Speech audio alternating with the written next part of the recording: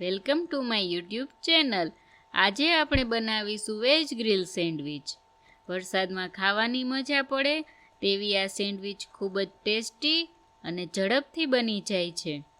Sandwich સાથે ખાવામાં આવતી ગ્રીન ચટણી પણ ઘરે જ બનાવીશું।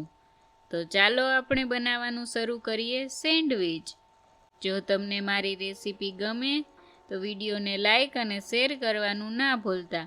નવી રેસીપી શીખવા માટે મારી ચેનલને સબસ્ક્રાઈબ કરો અને બાજુમાં આપેલ બેલ આઇકોનને દબાવો, જેથી નવી રેસીપીના વિડીયોની નોટિફિકેશન સૌથી પહેલાં તમને મળે।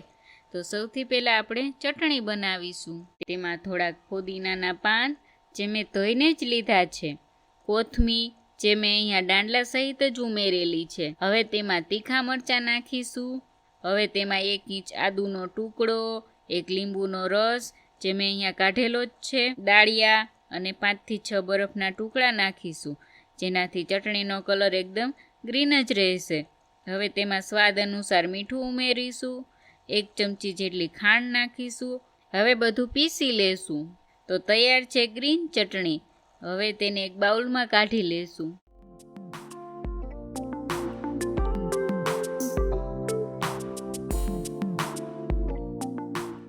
હવે આપણે સ્ટફિંગ બનાવવાની તૈયારી કરીશું। તો એક બાઉલ લઈ લેશું। તેમાં 1 કપ જેટલા ઝીણા સમારેલા ગાજર, 1 કપ જેટલી ડુંગળી, જો તમે ડુંગળી ના ખાતા હોય તો સ્કીપ પણ કરી શકો છો, અડધો કપ જેટલા કેપ્સિકમ નાખીશું। તીખાસ માટે મેં અહીંયા 2 થી 3 તીખા મરચાં લીધા છે। તેમાં 3 થી 4 મોટી ચમચી જેટલું માયોનીઝ નાખીશું।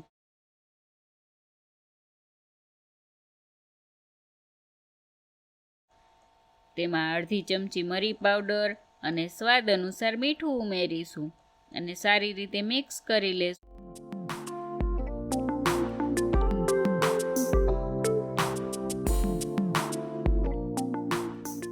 હવે આપણું સ્ટફિંગ તૈયાર થઈ ગયું છે અને તેને સાઈડમાં રાખી દેશું। હવે મેં અહીંયા મીડિયમ સાઇઝની વ્હાઈટ બ્રેડ લીધી છે। તમે વ્હાઈટ બ્રેડની બદલે બ્રાઉન બ્રેડ પણ લઈ શકો છો। આ બ્રેડમાંથી સાઈડની જાડી કોર કાઢી લીધી છે। હવે તેમાં આ રીતે બટર બધામાં લગાડીશું। જો તમારે બટર ફ્રીજમાં રાખેલું હોય તો અડધો કલાક પહેલાં કાઢી લેવાનું, જેનાથી સરળતાથી લગાડી શકાય। હવે તેની ઉપર ગ્રીન ચટણી લગાડીશું। જો વધારે તમારે તીખી સેન્ડવિચ બનાવવી હોય તો થોડીક વધારે પણ લગાડી શકો છો, અને જો બાળકો માટે બનાવતા હોય તો તમે ટોમેટો સોસ પણ લગાડી શકો છો।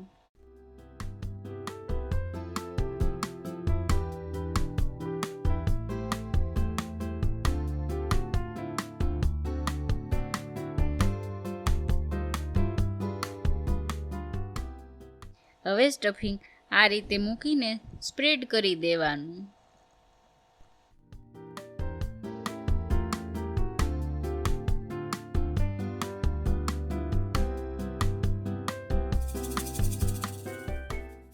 અને ઉપરથી થોડોક ચાટ મસાલો નાખીશું।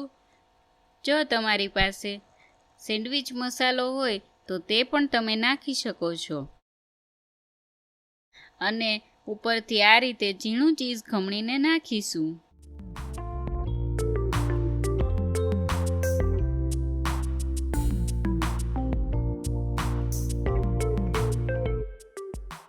હવે આ રીતે બંને બ્રેડને એક એક કરીને ઢાંકી દેવાની અને ઉપર થોડુંક બટર લગાડી દેવાનું।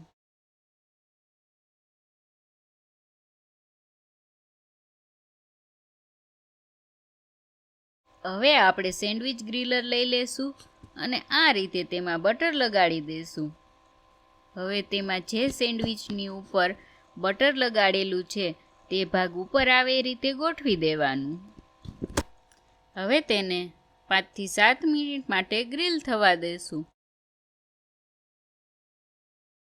તો હવે આપણી 5 મિનિટ થઈ ગઈ છે। તો સેન્ડવિચને આપણે ચેક કરીશું। આપણી સેન્ડવિચ સરસ રીતે ગ્રીલ થઈ ગઈ છે। હવે તેને એક પ્લેટમાં કાઢી લેશું।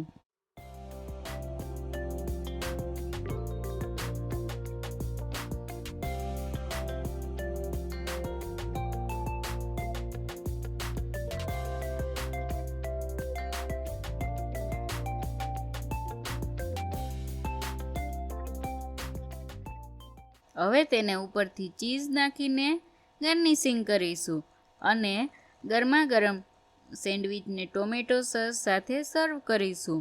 તો આ રેસીપી તમને ગમે તો જરૂરથી ટ્રાય કરજો.